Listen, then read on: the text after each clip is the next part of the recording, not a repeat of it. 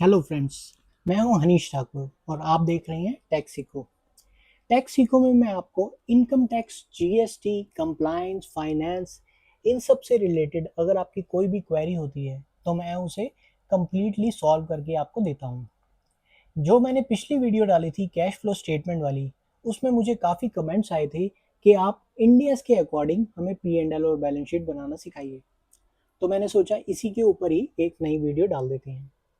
तो आज मैं आपको इंडियस के according P and L and balance sheet बनाना सिखाऊंगा, वो भी कुछ ही मिनट में। आपको पूरी एक्सप्लेनेशन दूंगा कि कैसे पी एंड एल बनता है, कैसे बैलेंस शीट बनती है, कौन सी आइटम कहाँ कहाँ किस पार्ट में जाएगी। इसका पूरा डिटेल में मैं एनालिसिस करके आपको बताऊंगा। तो वीडियो स्टार्ट करने से पहले अगर आप नए हैं चैनल पे तो मेरे चैनल को सब्सक्राइब कर लेना, ताकि मुझे भी मोटिवेशन मिलता रहे वीडियो बनाने के लिए। तो चलिए स्टार्ट करते हैं इंडियस के अकॉर्डिंग बैलेंस शीट और पी एंड एल बनाना।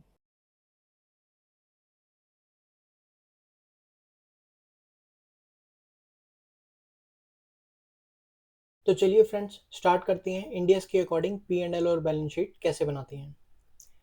मैंने पी एंड एल लिए है 31 मार्च 2023 का और 31 मार्च 2024 का। पहले मैं आपको इसका ओवरव्यू दूंगा, फिर उस एक एक आइटम को मैं एक्सप्लेन में समझाऊंगा। यहाँ पहले हमारा आता है रिवेन्यू फ्रॉम ऑपरेशंस। क्योंकि मेरे पी एंड एल के अकॉर्डिंग अभी रिवेन्यू फ्रॉम ऑपरेशन नहीं है, तो इसलिए मैं आपको डिटेल में यहाँ से समझाता हूँ। रिवेन्यू फ्रॉम ऑपरेशन, अगर आप कोई मैन्युफैक्चरिंग एक्टिविटी कर रहे हैं तो आपका जो सेल ऑफ प्रोडक्ट है या सेल ऑफ सर्विसेज है वो आपका रिवेन्यू फ्रॉम ऑपरेशंस में आता है। इसकी एक एक आइटम देखते हैं। Revenue from operation, sale of product, अगर आप कोई प्रोडक्ट बेच रहे हैं, आप मैन्युफैक्चरिंग एक्टिविटी कर रहे हैं तो आप उसको प्रोडक्ट को भी बेचते होंगे, आप उसकी सर्विसेज भी सेल करते होंगे, तो ये रिवेन्यू फ्रॉम ऑपरेशंस में आता है। अगर आपको कोई गवर्नमेंट ग्रांट मिलती है, कोई डोनेशन मिलती है, तो वो भी आपका रिवेन्यू फ्रॉम ऑपरेशंस में ही आएगा।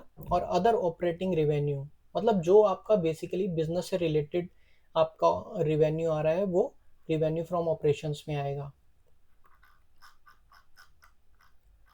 उसके बाद आपका आ जाता है अदर इनकम। अदर इनकम मैं यहाँ दिखाता हूँ। अदर इनकम में आता है रिवेन्यू फ्रॉम ऑपरेशन के अलावा जो भी आपकी इनकम आ रही है वो अदर इनकम में आएगी। इसको डिटेल में समझते हैं। जैसे कि आपका इंटरेस्ट ऑन एफडीआर आ गया, गवर्नमेंट ग्रांट्स आ गई, कोई सब्सिडरी से आपको इंटरेस्ट मिला है तो वो आपका इनकम में आ गया, अदर इनकम में आ गया। एडवांस फॉरफिट, कोई एडवांस मिला था वो फॉरफिट हो गया तो वो भी आपका एडवांस अदर इनकम में आ जाएगा। सेल ऑफ प्रॉपर्टी का जो प्रॉफिट हुआ है वो भी आपका अदर इनकम में आ जाएगा। इनकम टैक्स का रिफंड आया, उसके ऊपर आपको इंटरेस्ट मिला है तो वो भी आपका अदर इनकम में आएगा। और अदर कोई मिसलेनियस इनकम होती है तो वो भी आपका अदर इनकम में आ जाएगा। So basically revenue from operation में आपका बिजनेस से रिलेटेड जो भी रिवेन्यू होगा वो आएगा, और उसके अलावा अगर आपकी कोई भी इनकम होती है तो वो आपकी अदर इनकम में आती है। ये हमारा इनकम पार्ट हो गया।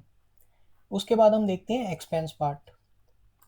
यहाँ पे क्योंकि ये मैन्युफैक्चरिंग सेक्टर नहीं है तो इसलिए यहाँ पे हमारा कॉस्ट ऑफ मटेरियल कंज्यूम नहीं आ रहा, तो मैं आपको यहाँ से दिखाता हूँ। कॉस्ट ऑफ मटेरियल कंज्यूम क्या होता है? अगर आप कोई मैन्युफैक्चरिंग एक्टिविटी कर रहे हैं तो उसको बनाने के लिए भी आपको कोई मटेरियल की कॉस्ट लगी होगी, तो यहाँ पे कॉस्ट ऑफ मटेरियल कंज्यूम में वो आइटम आ जाएगी। उसके बाद purchase of stock in trade, आप कुछ परचेज भी करोगे तो उसकी परचेज की जो वैल्यू होगी वो भी यहाँ पे purchase of stock in trade में आपको दिखानी पड़ेगी। उसके बाद change in inventory of finish goods, stock and trade और डब्ल्यू। चेंज इन इन्वेंट्री का क्या मतलब होता है? आपके पास कुछ ओपनिंग स्टॉक भी होगा और कुछ क्लोजिंग स्टॉक भी होगा, तो दोनों का इफेक्ट प्लस या माइनस आया है उसका चेंज यहाँ पे आपको दिखाना होता है।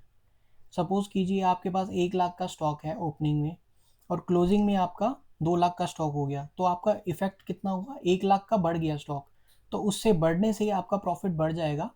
तो यहाँ पे आपको उसका इम्पैक्ट दिखाना पड़ेगा चेंज इन इन्वेंट्री में।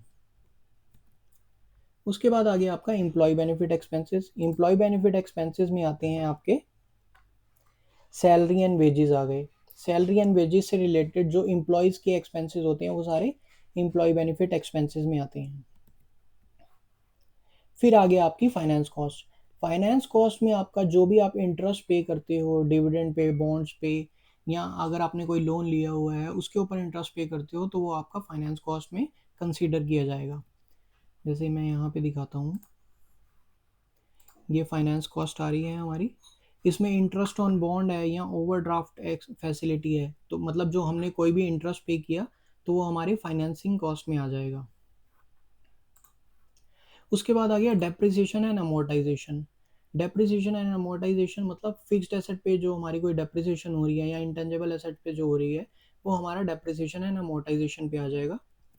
यहाँ से देख सकते हैं आप, ये हमारा डेप्रिसिएशन एंड अमोर्टाइजेशन है। Office equipment, computer, printer, furniture and fixtures, इस इसमें जो भी हमारा डेप्रिसिएशन हुआ है वो डेप्रिसिएशन एंड अमोर्टाइजेशन में आपका वैल्यू आ जाएगी। अदर एक्सपेंसेस, जो हेड हमने ऑलरेडी कंसीडर कर लिए हैं उसके अलावा अगर कोई और एक्सपेंस होता है तो वो हमारा अदर एक्सपेंसेस में आता है। एक बार इसको भी देख लेते हैं। जैसे कि बॉन्ड से related expenses, legal and professional expenses, meeting related expenses, advertisement expenses, मतलब जो हमने एक्सपेंस ऑलरेडी कंसीडर नहीं किए, जो स्पेसिफिक हेड में नहीं आ रहे एक्सपेंसेस, वो सारे अदर एक्सपेंसेस में जाएंगे।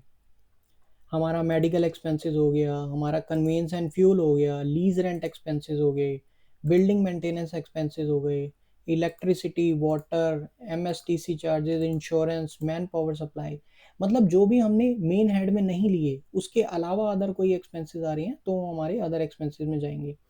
प्रिंटिंग स्टेशनरी हो गया, आरओसी फाइलिंग हो गया, रेट टैक्सेस हो गया, टेलीफोन हो गया, ट्रैवलिंग, ऑफिस, मिसलेनियस एक्सपेंसेस, ये सारे हमारे अदर एक्सपेंसेस में जाएंगे। तो ये अब हमारा टोटल आ गया, टोटल एक्सपेंसेस, जिसमें हमने क्या क्या कंसीडर किया, cost of material, purchases, change in inventory, employ benefit, finance cost, depreciation और अदर एक्सपेंसेस। ये बेसिक स्ट्रक्चर होता है हमारा पी एंड एल का इंडियाज के अकॉर्डिंग, जिसमें हम revenue from operation, revenue part अलग लेते हैं और एक्सपेंस पार्ट अलग लेते हैं।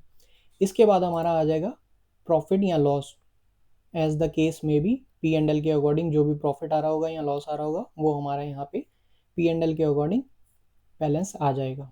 तो चलिए देखते हैं इंडियस के अकॉर्डिंग बैलेंस शीट कैसे बनती है।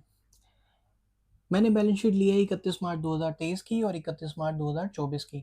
बेसिकली ये वर्टिकली बैलेंस शीट होती है जिसमें एसेट ऊपर आते हैं और लाइबिलिटीज नीचे की साइड में आती है।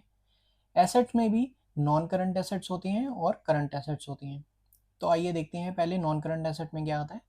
Property plant equipment, property plant equipment देखते हैं क्या है। ऑफिस इक्विपमेंट, कंप्यूटर, प्रिंटर और फर्नीचर, ये सारा प्रॉपर्टी प्लांट इक्विपमेंट में आता है। इसको डिटेल में देखते हैं। Property plant equipment,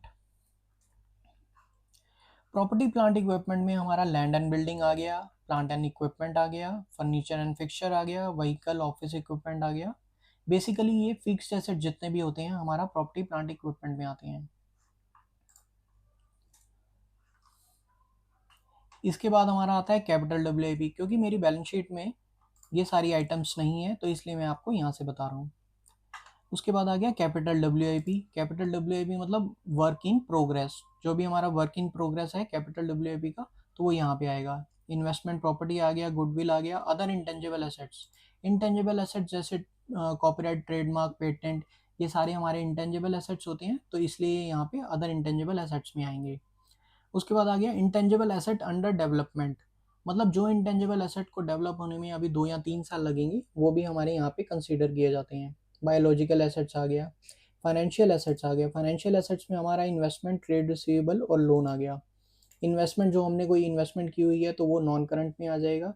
trade receivable, considered goods या अनसिक्योर्ड, यहाँ पे भी आ जाएगा। इसको देख लेते हैं एक बारी, ट्रेड रिसीवेबल को देख लेते हैं। Trade receivable, trade receivable considered goods जो सिक्योर्ड हैं और ट्रेड रिसीवेबल कंसीडर्ड गुड्स जो अनसिक्योर्ड हैं। कंसीडर्ड गुड्स मतलब जो हमारा पैसा हमें रिकवर हो जाएगा, उसमें कोई डाउट नहीं है। सिक्योर्ड मतलब हमारा पैसा उसके अगेंस्ट में हमारे पास सिक्योरिटी है तो वो सिक्योर हो गया, जिसके अगेंस्ट में हमारे पास सिक्योरिटी नहीं होगी तो वो अनसिक्योर्ड हो गया। तो ये हमारा ट्रेड रिसीवेबल हो गया, लोन्स हो गया। बैलेंस शीट में भी देख लेते हैं। Cash and cash equivalent zero आ रहा है क्योंकि कंपनी कैश बैलेंस मेंटेन नहीं रखती तो इसलिए यहाँ पे कैश बैलेंस जीरो आ रहा है। बैंक बैलेंस देख लेते हैं। बैंक में हमारा आ गया नॉन करंट में आ गया एफडी का मार्जिन मनी हमने रखा हुआ है, तो ये नॉन करंट में आ गया हमारा 22.84। उसके बाद बैलेंस विद द बैंक देख लेते हैं। यहाँ पे हमने एडवांस दिया हुआ है किसी को, तो ये 114 यहाँ पे हमारा नॉन करंट में आ जाएगा। उसके बाद आ गया defer tax asset. Defer tax क्या अमाउंट, हमारा डेफर टैक्स एसेट का अमाउंट 3760 आ रहा है, इसको भी देख लेते हैं एक बारी। 3760 हमारा डेफर टैक्स एसेट आ रहा है, तो ये यहाँ पे 3760 आ गया हमारा, ठीक है। उसके बाद आ गया हमारा करंट एसेट्स में फाइनेंशियल एसेट्स देखते हैं, कैश एंड कैश इक्विवेलेंट देख लेते हैं। अब यहाँ पे क्योंकि कैश तो कोई बैलेंस है नहीं, करंट एसेट्स में 7.79 है और एफडी लेस देन 3 मंथ्स है, तो वो करंट में आ जाएगा 92.87। ये हमारा 92.87 9295 टोटल आ गया, 9295 ये हमारा टोटल आ गया। उसके बाद आ गया बैंक बैलेंस अदर करके ये आ गया हमारा अदर फिक्स डिपॉजिट, जो मोर देन 3 मंथ्स है, तो वो यहाँ पे लेस देन 3 मंथ्स है, तो 2.20 यहाँ पे आ जाएगा। उसके बाद अदर फाइनेंशियल एसेट्स में देखते हैं क्या आ रहा है। अदर फाइनेंशियल एसेट्स में जैसे सिक्योरिटी डिपॉजिट हो गया, interest accrued but not due on FDs, मतलब एफडी का इंटरेस्ट हमारा एक्रू तो हो गया लेकिन अभी ड्यू नहीं हो, तो यहाँ पे आ जाएगा। प्रीपेड एक्सपेंसेस हो गए, ये 505 ये हमारा आ गया। रेंट रिसीवेबल हो गया, गवर्नमेंट ग्रांट इन एड हो गया, अदर रिकवरेबल हो गया, ये सारा हमारा अदर्स में आ जाएगा 2669, ये हमारा 2669 आ गया। अदर रिकवरेबल फ्रॉम AIL, अगर कोई और रिकवरेबल भी है तो वो भी हमारा यहाँ पे आ जाएगा। करंट टैक्स एसेट ये देखते हैं ये क्या है। करंट टैक्स मतलब जो TDS का अमाउंट हो गया, जो हमारा TDS कटता है, तो वो यहाँ पे फिगर आ जाएगी। कोई एडवांस टैक्स है तो वो भी आ जाएगा, प्रोविजन फॉर टैक्स लेस हो जाएगा, और इनकम टैक्स रिकवरेबल वो भी लेस हो जाएगा, तो ये हमारा बैलेंस आ जाएगा। इनकम टैक्स रिकवरेबल 22-23 का, तो मतलब ये हमने रिकवरेबल अभी रिफंड है, तो यहाँ पे आ जाएगा बैलेंस, तो 6.13 ये हमारा बैलेंस आ गया। अदर करंट एसेट्स देख लेते हैं एक बारी क्या है। अदर करंट एसेट्स में जैसे हमारा GST का ITC आ गया, या अदर कोई एसेट्स है, तो ये भी हमारा अदर करंट एसेट्स में आ जाएगा। तो ये हमारा एसेट साइड हो गया, हमारा टोटल एसेट साइड हो गया। Asset include disposable group held for sale, मतलब ये वो प्रॉपर्टीज है जो हमने सेल के लिए कंसीडर की हुई है, जिसको हम asset included in the disposable group held for sale, ये एसेट हम डिस्पोज ऑफ करना चाहते हैं, तो इसको हमने यहाँ पे कंसीडर किया हुआ है। तो ये पार्ट हो गया हमारा एसेट साइड का। अब इसके बाद हम देखते हैं लाइबिलिटी साइड में आ गया हमारा इक्विटी शेयर कैपिटल, ये आपको पता ही होगा। अदर इक्विटीज आ गया, ये हमारा टोटल इक्विटी आ गया। उसके बाद हमारा फाइनेंशियल बोरोइंग आ गया। फाइनेंशियल बोरोइंग में हमने बॉन्ड्स दिए हुए हैं, ये आ गया हमारा बॉन्ड्स। डिबेंचर्स हैं, डिबेंचर्स आ गए हमारे, हमने डिबेंचर इशू किए हुए हैं, तो ये डिबेंचर्स आ गए, तो 1.49 ये फिगर आ गई हमारी 1.49 की। टोटल नॉन करंट लाइबिलिटी आ गई 149 की। उसके बाद हमारा यहाँ पे करंट लाइबिलिटी आ जाएगा। करंट लाइबिलिटी में बोरोइंग्स कोई है नहीं। ट्रेड पेएबल में भी MSME और अदर देन MSME आ जाएगा। जो MSME मतलब माइक्रो स्मॉल मीडियम एंटरप्राइज में रजिस्टर्ड है, उसका बैलेंस यहाँ दिखाएंगे, और जो अदर देन MSME है उसका बैलेंस यहाँ दिखाएंगे। अदर फाइनेंशियल एसेट्स, इसको देख लेते हैं। अदर फाइनेंशियल एसेट्स क्या हैं। अदर फाइनेंशियल एसेट जैसे interest accrued on bonds but not due, जो इंटरेस्ट एक्रू तो हो गया है, जो हमारी लाइबिलिटी है, लेकिन अभी ड्यू नहीं हुआ, तो ये यहाँ पे आएगा। डिपॉजिट ट्रांसफर्ड, जो डिपॉजिट हमने ट्रांसफर किया है वो भी यहाँ पे आ जाएगा। EMD अर्नेस्ट मनी डिपॉजिट जो होता है वो भी यहाँ पे आ जाएगा। तो ये आ गया 5113, ये हमारा लाइबिलिटी में आ गया, अदर फाइनेंशियल लाइबिलिटी में। प्रोविजंस देख लेते हैं, प्रोविजंस क्या है। प्रोविजंस आगे जैसे प्रोविजन फॉर एक्सपेंसेस हैं, कोई एक्सपेंसेस होते हैं उसका प्रोविजंस होता है, तो यहाँ पे हमारे प्रोविजंस आ गए, तो ये भी हमारा प्रोविजंस आ गया।